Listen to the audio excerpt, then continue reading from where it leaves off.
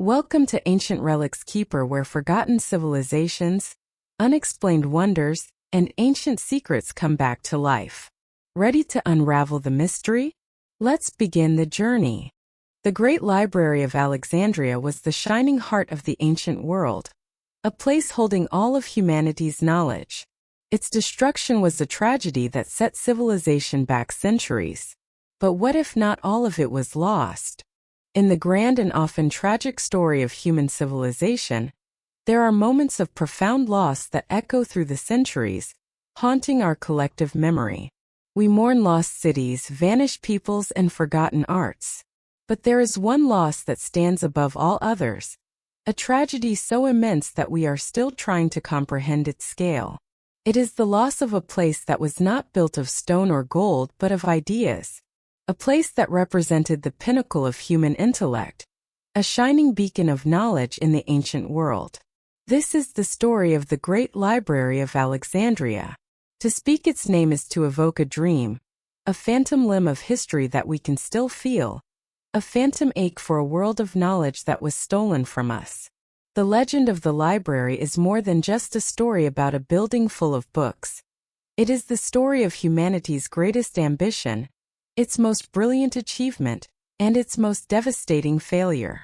To understand why the prospect of finding its lost scrolls hidden in a Vatican vault is so tantalizing, we must first journey back in time, to the sun-drenched coast of Egypt, and witness the birth of a revolutionary dream. The dream of the Library of Alexandria begins with one of the most famous figures in all of history, Alexander the Great. In his short but spectacular life, Alexander carved out one of the largest empires the world had ever seen, stretching from Greece to India. But Alexander was more than just a conqueror. He was a student of the great philosopher Aristotle, and he carried with him a deep appreciation for knowledge, art, and culture. As he marched across the known world, he envisioned a new kind of empire, one where the intellectual traditions of the East and West would merge, creating a new enlightened Hellenistic civilization. In 331 BC, he founded a city on the coast of the Mediterranean in Egypt, a port city that would bear his name for all time, Alexandria. He envisioned it as the capital of this new world, a crossroads of commerce, culture, and intellect. Alexander would not live to see his dream fully realized, but after his death, his empire was divided among his most trusted generals. Egypt fell to the shrewdest of them all, a man named Ptolemy. Ptolemy Isoter, the first pharaoh of the new Ptolemaic dynasty, understood that to make Alexandria the true capital of the world, it needed more than just a great harbor and magnificent buildings. It needed a soul. It needed to become the undisputed center of all human knowledge. And so, sometime in the early 3rd century BC, inspired by the vision of his former commander, Ptolemy embarked on a project of breathtaking ambition. He set out to create a universal library. This was not just going to be a collection of books for the local elite. This was a project on a global scale. The mission was simple, audacious, and utterly unprecedented: to collect a copy of every single scroll, on every subject, from every corner of the known world. It was an attempt to gather the entirety of human thought, creativity, and discovery under one roof. This had never been tried before. Libraries had existed for centuries, but they were often private collections for kings, or small temple archives dedicated to religious texts. The Library of Alexandria was to be something different. It was to be a public institution, a state-funded research center dedicated to the idea that knowledge itself was a form of treasure, more valuable than gold or jewels. To achieve this grand vision, Ptolemy and his successors employed a policy of aggressive, and sometimes ruthless, acquisition. Agents were sent out across the Mediterranean and into the heart of Asia, armed with vast sums of money, with instructions to buy any and all scrolls they could find. They were tasked with purchasing entire libraries from private collectors in ancient temples. But the Ptolemies did not just rely on buying books. They had a standing order that any ship that docked in Alexandria's busy harbor was to be searched. If any scrolls were found on board, they were immediately confiscated and taken to the library. There, a team of professional scribes would meticulously copy the text onto new papyrus scrolls. The original was then kept for the library's collection, and the newly made copy was returned to the ship's owner. This practice was so famous and so effective that the scrolls produced by this method were known as ship's library books. The Ptolemies' obsession with collecting knowledge was absolute. Legend has it that Ptolemy III once wrote to the leaders of Athens, asking to borrow their precious, official state copies of the plays of the great Greek tragedians Aeschylus, Sophocles, and Euripides. The Athenians were hesitant to let these national treasures leave their city, so they demanded a massive security deposit of 15 talents of silver, an astronomical sum, to ensure their safe return. Ptolemy III gladly paid the deposit. The scrolls were sent to Alexandria, where he had them copied onto the highest quality papyrus. He then sent the beautiful new copies back to Athens and informed the Athenians that he would be keeping the originals, happily forfeiting the silver deposit. For him, possessing the authentic texts of the great masters was worth any price. This relentless drive, this fusion of royal power and intellectual passion, is what turned a bold idea into a breathtaking reality. The dream was taking shape scroll by precious scroll. The library was becoming the memory of mankind. And so for nearly 3 centuries, the Library of Alexandria was not just a building. It was the intellectual sun around which the entire Western world revolved. It was far more than a simple repository of scrolls. It was part of a larger research institution known as the Museum, or Shrine of the Muses. This was a true university in the modern sense, a campus that included lecture halls, laboratories, observatories, botanical gardens, a zoo, and living quarters for a community of full-time, state-funded scholars. The greatest minds of the age were invited to come to Alexandria, to live and work at the museum, with all their expenses paid by the pharaoh. They were given a single task: to read, to study, to debate, and to push the boundaries of human knowledge. And they did. Within the colonnaded halls of the library, which at its peak was said to hold over 500,000 papyrus scrolls, the foundations of Western science and scholarship were laid. This was the place where the very concept of grammar was invented, where scholars first began to systematically edit and analyze texts, to add punctuation, and to create the critical editions of works like Homer's Iliad and Odyssey that we still use today. It was a place of staggering genius. It was here that Euclid, the father of geometry, wrote his masterpiece, The Elements, a textbook that would be used to teach mathematics for the next 2,000 years. It was here that Eratosthenes, the head librarian, did the unthinkable.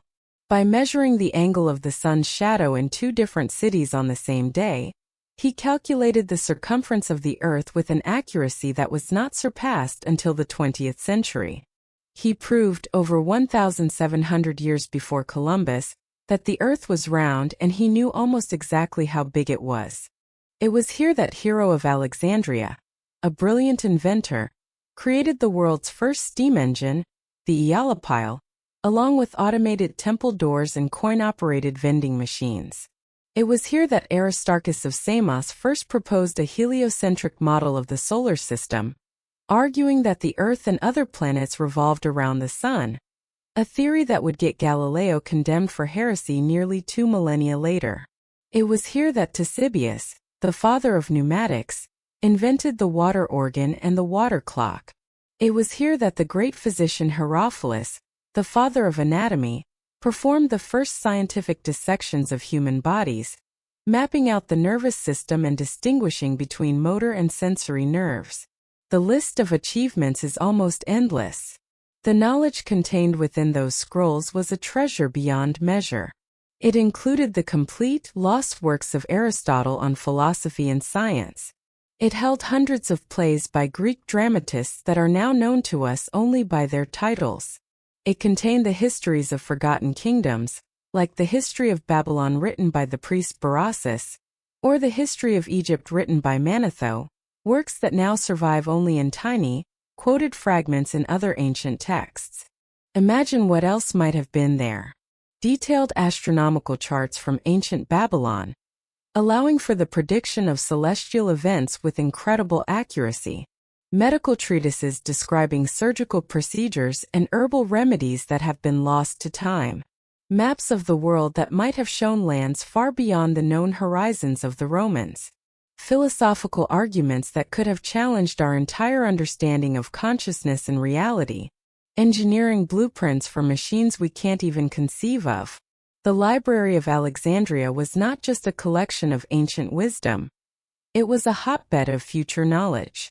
It was a place where the scientific revolution we associate with the Renaissance was already beginning to happen, 1,500 years ahead of schedule. The scholars of Alexandria were not just preserving the past, they were actively inventing the future.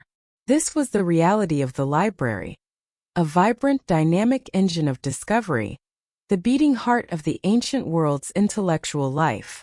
It was a brief, brilliant moment when humanity seemed to be on the verge of a golden age of understanding. But golden ages are fragile things. The legend of the library's destruction is as famous as the library itself. The popular story, the one that has been told in movies and books for generations, is a simple, dramatic, and catastrophic one.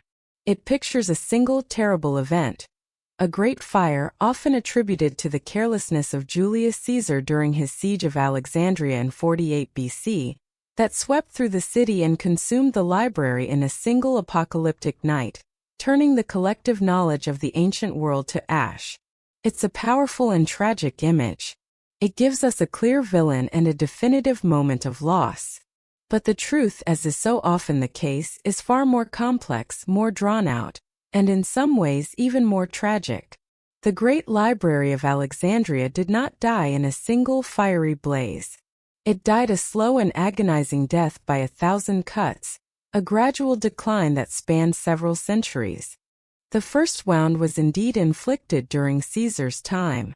While besieging the city, his forces set fire to the Egyptian fleet in the harbor. The fire spread to the docks and warehouses near the shore, and it is very likely that some scrolls stored in these warehouses were destroyed. The Roman philosopher Seneca, writing a century later, claims that 40,000 scrolls were burned. This was a terrible loss, but it was not the destruction of the main library itself. The main library and the museum were located further inland and were likely untouched by this fire. It was a serious blow, but it was not a fatal one. The institution survived and continued to operate. The real decline began not with fire but with politics. As the Ptolemaic dynasty grew weaker and more corrupt, its patronage of the library began to wane. In 145 BC, a particularly tyrannical ruler, Ptolemy VIII, came to power. He viewed the international community of free-thinking scholars at the museum with deep suspicion. He launched a brutal purge, expelling all foreign scholars from Alexandria, including the head librarian Aristarchus of Samothrace. This was a devastating blow to the intellectual life of the city. The vibrant, international community that had made the library so dynamic was shattered. Funding was cut. The mission of acquiring new scrolls ground to a halt. The institution began to stagnate, shifting from a center of active research to a more passive and increasingly neglected archive. The decline continued under Roman rule. While some Roman emperors like Augustus showed an interest in the library, it never regained its former glory. Then came a series of more violent blows. In the 3rd century AD, the Roman Emperor Aurelian, while crushing a rebellion in the city, destroyed the Bruchian district, the part of Alexandria where the main library was located. It is very likely that whatever remained of the original great collection was destroyed or scattered during this conflict. By this point, a daughter library had been established at another location in the city, in a temple known as the Serapeum.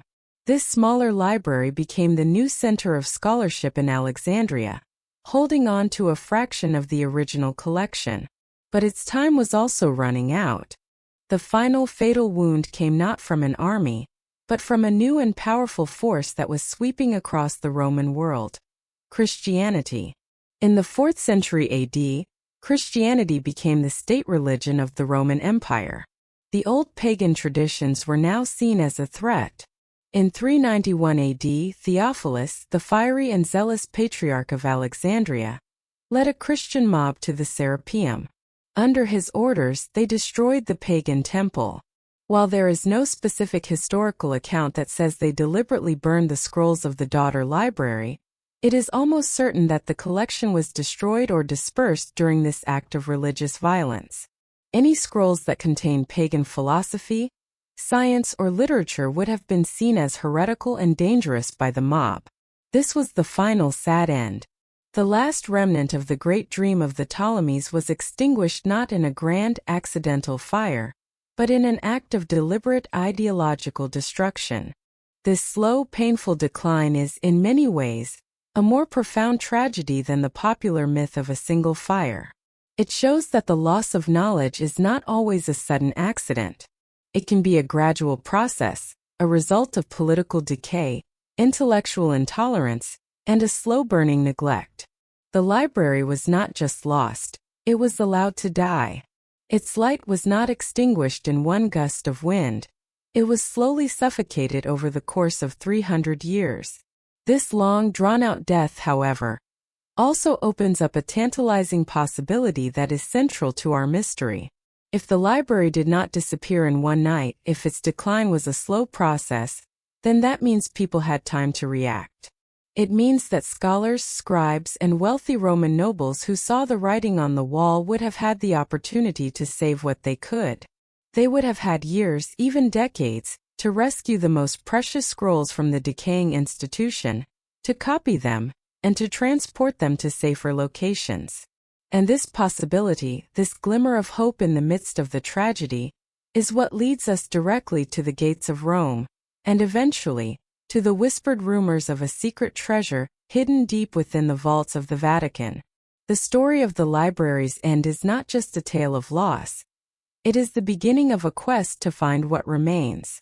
The story of the Great Library of Alexandria ends not with a single cinematic inferno, but with the sad, slow fizzle of a dying star. Its decline over centuries, marked by political purges, dwindling funds, and periodic destruction, paints a bleak picture of loss. But this gradual decay, this long twilight, is precisely where the seeds of one of history's most captivating conspiracy theories are planted. If the greatest repository of knowledge in the ancient world didn't vanish overnight, it means there was time. Time for people to see the inevitable, time for them to act, and time for the most precious of the library's treasures to be spirited away to safety. This is the foundation upon which the case for the Vatican is built. It is a case that follows a logical, compelling trail, a trail that leads from the shores of a fading Alexandria to the heart of a rising Rome, and finally into the deep secret vaults of the most powerful religious institution on earth. To understand this theory, we must follow that trail, starting with a simple fundamental question. In a world where knowledge was being threatened, where would you take it? The first part of this journey requires us to put ourselves in the shoes of the scholars, nobles, and patrons who lived through the library's decline. Imagine being a wealthy Roman senator in the 1st century BC, a man educated in the Greek tradition, who has visited Alexandria and seen the wonders of the museum with his own eyes. You know that this is the center of the intellectual universe. But you also see the signs of decay. You see the political instability of the late Ptolemaic dynasty. You hear stories of scholars being expelled and funding being cut. You witness the damage caused by the fire during Caesar's campaign. What would you do? You would, of course, try to preserve a piece of that legacy for yourself. You would use your wealth to acquire copies of the most important works, the complete plays of Sophocles, the lost histories of Berossus, the scientific treatises of Archimedes. You wouldn't just be building a personal library. You would be creating a cultural lifeboat. This wasn't just a hypothetical scenario.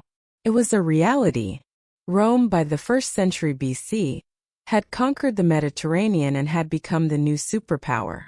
And with that military and political power came a deep cultural admiration and a certain insecurity towards the older, more established Greek civilization.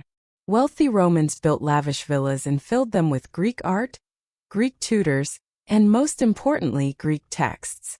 Having an extensive library was a massive status symbol.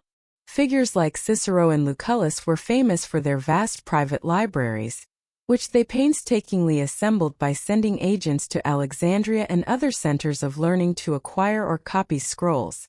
They were in a race to preserve and possess the intellectual heritage of the Hellenistic world. Rome was, in effect, trying to become the new Alexandria. Several large public libraries were built in the heart of the city, modeled directly on the great institution in Egypt. The ambition was clear: to transfer the intellectual center of gravity from the old Greek East to the new Latin West. This process would have created a steady flow of scrolls out of Alexandria and into Rome for centuries.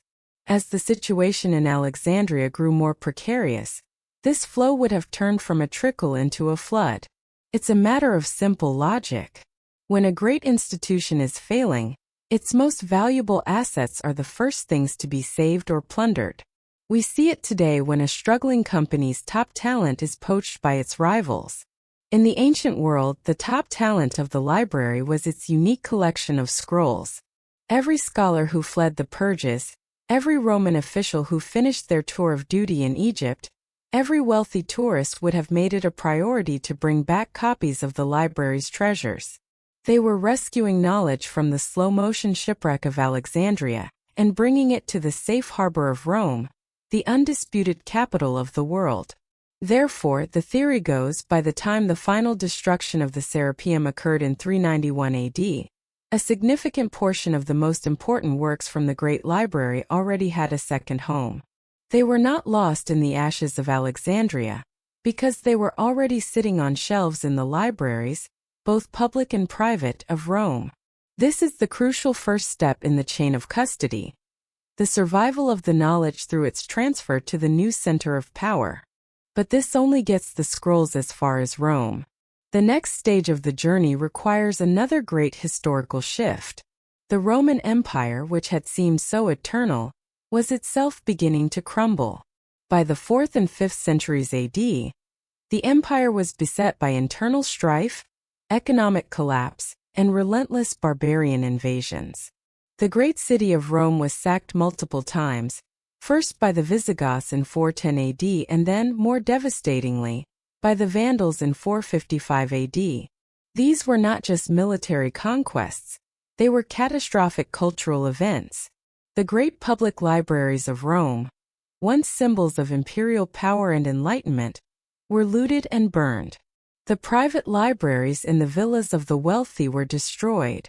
The stable, urban world that had supported these institutions vanished. Once again, knowledge was under threat.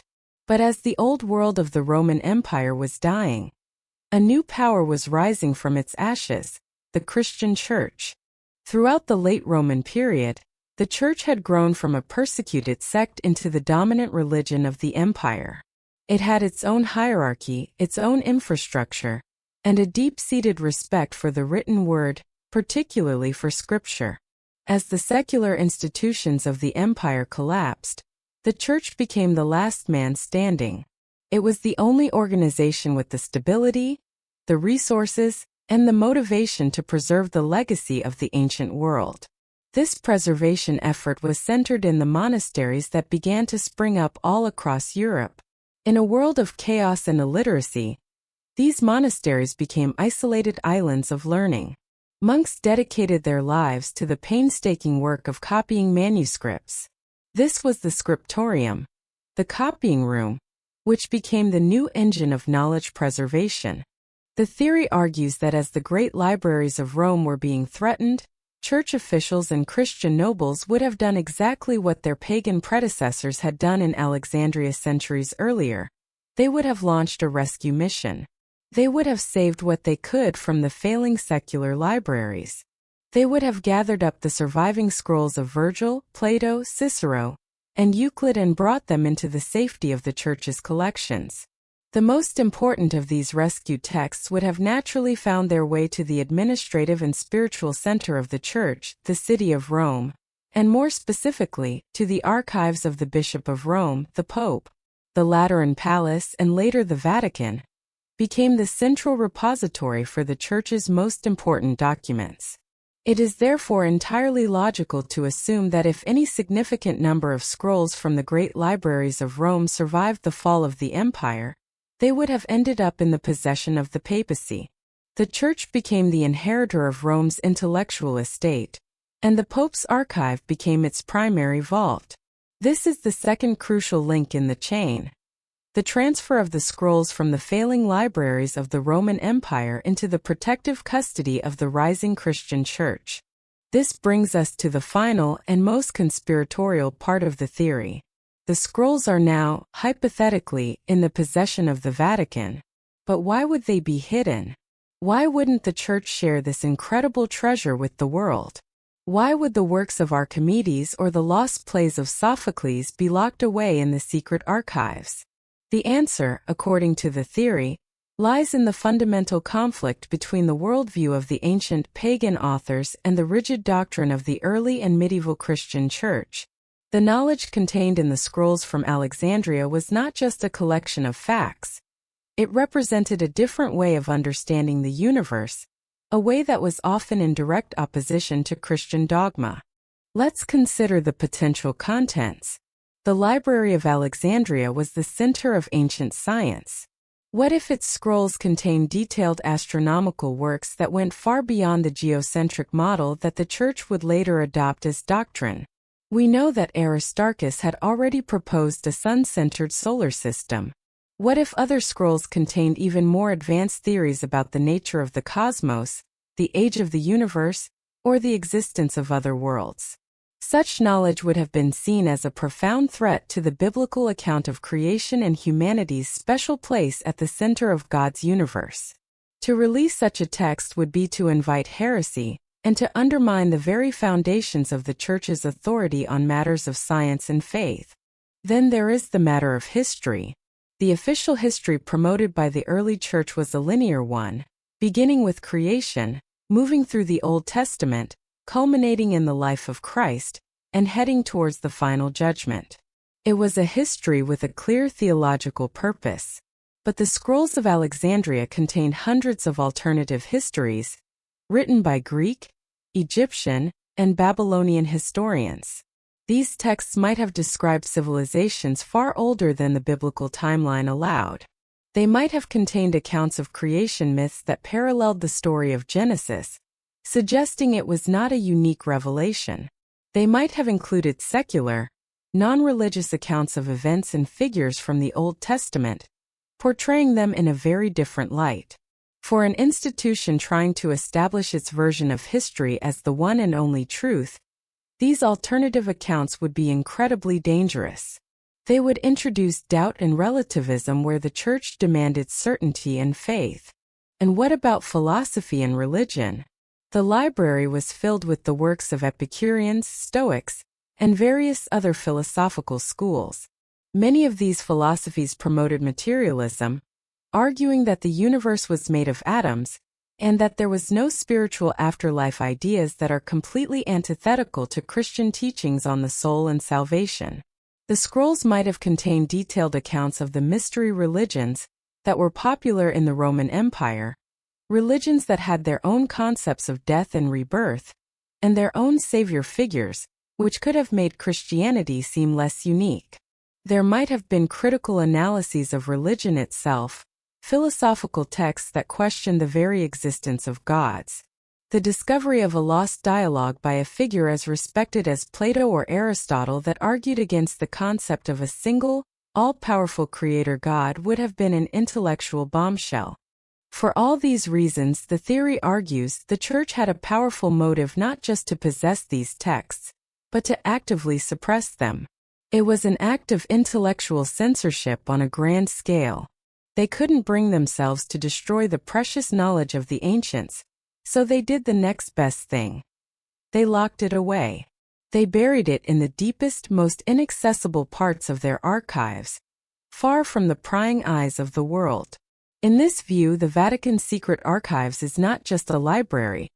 It is a prison for dangerous ideas. The scrolls of Alexandria are its most famous and most heavily guarded inmates. The motive was not necessarily pure evil. The leaders of the early church may have genuinely believed they were protecting the souls of their flock. They may have seen this pagan knowledge as a form of spiritual poison, a collection of beautiful but deadly ideas that could lead people astray from the path of salvation. Hiding the scrolls was a form of quarantine, an attempt to build a new Christian world free from the errors of the past. But over time, as the church's power grew, this protective motive could have easily morphed into a more cynical one, the preservation of its own power. By controlling the past, by being the sole arbiter of what historical and scientific knowledge was acceptable, the church could control the present. The scrolls represented a rival source of authority, and for an institution that claimed to be the one true path to knowledge, any rival had to be silenced. This, then, is the complete case for the Vatican. It's a three-act play. Act 1. The scrolls are rescued from a declining Alexandria by the intellectual elite of Rome. Act 2. As Rome itself falls, the scrolls are rescued once more, this time by the rising Christian church, and consolidated in the papal archives. Act 3. The church, realizing the dangerous nature of the pagan knowledge contained within the scrolls, makes the deliberate decision to hide them from the world, burying them deep within the Vatican's vaults, where they remain to this day. It's a neat, logical, and incredibly compelling narrative. It explains how the scrolls could have survived, how they could have ended up in one specific location, and provides a powerful motive for why they would be kept secret.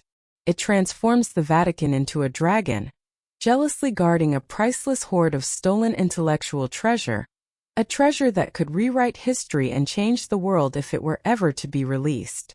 It is this powerful dramatic story that has captivated the imagination of so many, turning the loss of a library into an active, ongoing conspiracy. The story is almost too perfect to resist. A trail of breadcrumbs leading from the slow-motion collapse of Alexandria's great library, through the fall of the Roman Empire, and ending in a secret subterranean vault beneath the Vatican. It's a narrative that explains how the greatest intellectual treasure of the ancient world could have survived, and why it would be hidden from us.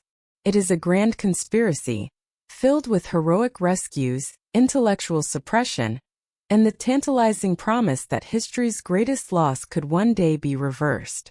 But now we must turn the page from this captivating fiction and face the far more stubborn and less romantic world of reality. It is time to take this elegant theory and test it against the harsh truths of science, archaeology, and history. When we do, the beautiful logical chain connecting Alexandria to the Vatican begins to show its cracks. One by one, the links begin to break, and the entire theory, compelling as it is, collapses under the weight of evidence, or rather, the profound lack of it. Debunking this myth is not about destroying a dream. It's about understanding a more complex and, in many ways, more interesting truth about how knowledge is truly lost and found. The first and perhaps most devastating problem with the theory is a deeply practical and scientific one. It has to do with the very substance of the scrolls themselves. When we think of the Library of Alexandria, we imagine books much like the ones on our shelves today. But this is an anachronism. The books of the ancient world were not sturdy, leather-bound volumes of acid-free paper. They were scrolls, and the vast majority of them were made from papyrus. Papyrus is a remarkable material, a type of paper made from the sliced and pressed stems of the papyrus reed, a plant that grew in abundance in the Nile Delta. For the dry, arid climate of Egypt, papyrus was a perfect medium. In the absence of humidity, it can survive for millennia. That is why we have been able to discover thousands of ancient papyrus documents in the sands of Egypt. From famous finds like the Dead Sea Scrolls to mundane items like personal letters and tax receipts. The material can last, but only under the right conditions. The problem is that the climate of Italy, and indeed most of Europe, is the polar opposite of Egypt's. It is damp, humid, and temperate. For papyrus, humidity is a death sentence. The organic material acts like a sponge, soaking up moisture from the air. This makes it a perfect breeding ground for mold, mildew, and bacteria, which literally eat the papyrus, breaking down its fibers until it turns into a fragile, crumbling mulch. Even if kept in the most secure, well-ventilated vault, a papyrus scroll in a European climate would have a very short lifespan, likely decaying into illegibility within a century or two at most. The theory that a massive collection of papyrus scrolls could have been transported from Alexandria to Rome in the 1st or 2nd century AD, and then survived another 1,000 years in the cellars of the Lateran Palace or the Vatican before the invention of modern climate control, defies the basic laws of chemistry and biology. It's the equivalent of expecting a newspaper from the 19th century to survive being left out in a damp shed. The chances of a few exceptionally well-preserved scrolls surviving are not zero, but the idea of a whole library's worth tens of thousands or even hundreds of thousands of scrolls surviving for 2 millennia in a European climate is a scientific impossibility. To survive, the knowledge would have had to be copied onto a more durable material, a process known as transcription. The material of choice in the late Roman and medieval periods was parchment, or vellum, which is made from treated animal skin. Parchment is far more resilient than papyrus, and can easily survive in a damp climate. And this copying process certainly did happen. The monks in monasteries across Europe spent centuries transcribing ancient texts from fragile papyrus onto durable parchment. But this was an incredibly expensive and labor-intensive process.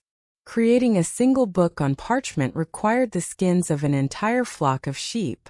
It was a slow, deliberate act of preservation, reserved for the most important texts.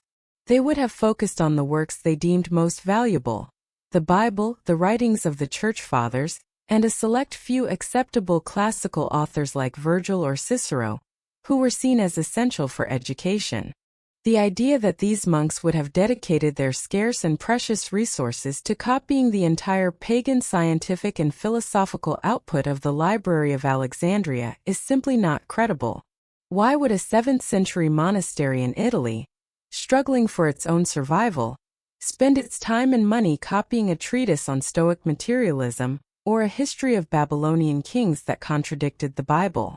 They wouldn't. They would have been selective, curating a collection that fit their Christian worldview. So, while some knowledge from Alexandria undoubtedly survived through this process of transcription, the vast majority of its dangerous ideas that the conspiracy theory claims the Vatican is hiding would have been the very texts that were least likely to be copied onto durable parchment. The problem of the material is therefore twofold. The original papyrus scrolls would not have survived the European climate, and the specific texts the theory claims are hidden are the ones that had the lowest chance of ever being transcribed onto a more permanent medium. The physical reality of preservation works directly against the core claim of the conspiracy. The second major problem is one of evidence, or more accurately, the complete and total absence of it. A historical event of the magnitude suggested by the Theoria mass transfer of the intellectual heritage of the ancient world from one continent to another should have left some trace in the historical record. Great projects, especially those undertaken by empires or powerful institutions, tend to generate paperwork and commentary. There should be shipping manifests, financial records of the purchases, letters between officials discussing the project, or chronicles written by historians of the time marveling at the arrival of this great treasure in Rome. Yet there is nothing. Not a single contemporary account from the Roman era mentions a large-scale, systematic transfer of scrolls from Alexandria's library to Rome. While we have many accounts of individuals like Cicero building their private libraries, the idea of a state-sponsored project to move the entire collection is pure speculation. Similarly, there is no evidence from the early Christian period of the Church absorbing the contents of Rome's great pagan libraries. We have no records of a pope ordering the collection of these texts, No accounts of monks describing the arrival of thousands of pagan scrolls. Again, the historical record is silent. This is not just an absence of evidence. It is a profound and damning silence. In history, an argument from silence is always weak, but when an event of this scale leaves no echo, no footprint, no shadow in the extensive written records of the time, it becomes overwhelmingly likely that the event simply never happened. Furthermore, the conspiracy theory relies on the Vatican's secret archives being a kind of impenetrable black box. But while access is restricted, it is not impossible. For over 140 years, the archives have been open to qualified scholars. Thousands of researchers have spent their lives working within its walls. They have come from all over the world, from all religious backgrounds, including many who are highly critical of the Church. If there were a hidden section containing a vast library of lost classical texts, it is almost inconceivable that no credible leak or rumor would have emerged from this community of scholars. Yet, not one of these thousands of researchers has ever come forward with a story of stumbling upon a secret cache of scrolls from Alexandria. They report finding important historical documents, letters, and records, but the lost library of antiquity remains, for them, a fantasy. The claim that the scrolls are hidden requires us to believe in a conspiracy of silence that is not only perfect but has been maintained for centuries, fooling every single historian, archivist, and researcher who has ever worked in the Vatican. This stretches the theory beyond the point of plausibility. So, if the scrolls wouldn't have survived, and there's no evidence they were ever transferred, what is the most likely truth? What really happened to the knowledge of Alexandria? The answer is the third and final part of our debunking. The knowledge was not entirely lost, and it was not hidden in a single location. Instead, its survival was a much more complex global story. The knowledge didn't just travel west to Rome. It also traveled east. The most important act of preservation was not undertaken by Roman senators or Christian monks, but by the brilliant scholars of the Islamic world. As Christianity took a more hostile stance towards pagan Greek science and philosophy, the intellectual torch was passed to another civilization. In the 7th and 8th centuries AD, the rise of Islam created a new, vast, and intellectually vibrant empire. Unlike some of the early Christian leaders, the rulers of the early Islamic caliphates, particularly in centers like Baghdad, Damascus, and Cordoba, had an immense appetite for knowledge. They saw the wisdom of the ancient Greeks not as a threat, but as a priceless treasure to be studied and built upon. This led to the Great Translation Movement, a massive state-sponsored effort that lasted for centuries. Scholars in Baghdad's House of Wisdom, an institution that was a direct spiritual successor to the Library of Alexandria, sought out ancient Greek texts from all over the Byzantine and Persian empires. They translated the works of Aristotle, Plato, Euclid, Ptolemy, the astronomer, not the king, and Galen, the great physician, from Greek and Syriac into Arabic. They didn't just translate them. They studied them, criticized them, and expanded upon them. Islamic mathematicians developed algebra based on Greek and Indian concepts. Islamic astronomers refined the geocentric model, creating astronomical tables of incredible accuracy. Islamic physicians like Avicenna wrote medical encyclopedias based on Greek knowledge that would become the standard medical textbooks in both the Islamic world and Europe for the next 600 years. It was through the Arab world that much of the lost knowledge of Alexandria was saved, nurtured, and ultimately reintroduced to Europe. During the High Middle Ages, as contact between Christian Europe and the Islamic world increased through trade and conflicts like the Crusades, European scholars began to rediscover this lost heritage. They traveled to places like Spain and Sicily, where Christian and Muslim cultures coexisted, and they began translating the Arabic versions of the Greek classics back into Latin. This reintroduction of Aristotle and other Greek thinkers into Europe during the 12th and 13th centuries sparked an intellectual revolution. It laid the groundwork for the scholasticism of the late Middle Ages and, ultimately, for the Renaissance itself. The Renaissance was not a sudden rediscovery of texts that had been hidden in a vault. It was the culmination of a long, slow process of knowledge being repatriated to Europe via the Islamic world. This historical reality provides a far more complete and evidence-based answer to our question. The knowledge of Alexandria wasn't locked away in one place. Much of it was indeed lost forever, decaying on its papyrus scrolls. But a significant portion survived because it was copied, translated, and dispersed. It followed multiple paths. Some of it traveled west to Rome and was preserved in fragments by monastic scribes. But the main highway of preservation led east, to Baghdad and beyond, where it was kept alive by Islamic scholars before making its long journey back to the west. The truth is that there is no single secret cache of scrolls waiting to be discovered. The lost library is all around us. It exists in the fragments quoted by later authors, in the Latin translations made by medieval monks, and most importantly, in the Arabic translations that fueled a golden age of science and eventually kick-started the European Renaissance. The fantasy of finding the scrolls in the Vatican is a powerful one because it offers a simple solution to a complex problem. It gives us a single location to search, a single villain to blame, and a single dramatic moment of discovery to hope for. It's a story about a hidden treasure waiting to be unearthed. The reality is a much messier, more human story. It's a story of cultural transmission across civilizations, of knowledge being lost in one place and reborn in another. It's a story that involves not just popes and librarians, but also caliphs, translators, merchants, and monks. It lacks the single dramatic climax of the conspiracy theory, but it is a testament to the remarkable resilience of the human intellect and the unstoppable desire to preserve and share knowledge across the boundaries of time, religion, and geography. The dream of Alexandria is not hidden in a vault. It lives on in every university, in every library, and in every scientific discovery that stands on the shoulders of the giants who once walked its halls. The treasure is not lost. It's just that we are all its inheritors.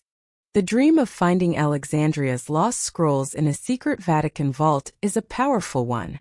It speaks to our hope that history's greatest loss can be reversed. But in the end, the legend is likely just theta legend. If the past still whispers to you, don't forget to like, share, and subscribe. Ancient Relics Keeper, because some mysteries were never meant to be buried.